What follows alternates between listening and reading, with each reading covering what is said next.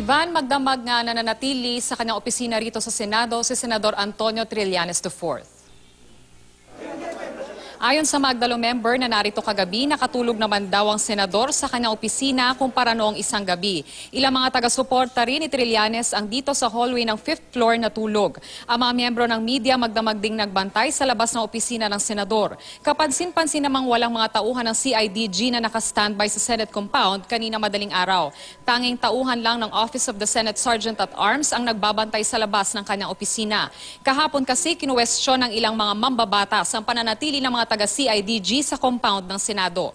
Samantala ngayong araw inaasahang magtutungo sa Korte Suprema ang kampo ni Trillanes para humingi ng temporary restraining order upang pigilan ang pagpapawalang bisa sa kanyang amnestiya at pagpaparesto sa kanya ni Pangulong Duterte. Handa rin daw si Trillanes na sagutin sa Makati RTC Branch 148 ang hiling ng DOJ na mag-issue ng alias warrant of arrest at hold departure order. Nakatakda ang pagdinig sa September 13. Ivan, inaantabayanan na lamang natin kung lalabas ang senador mula rito sa kanyang opisina sakaling magbibigay nga siya ng pahayag kaugnay nga sa pagdulog nila sa Korte Suprema ngayong araw. Ivan? Maraming salamat, Von Aquino.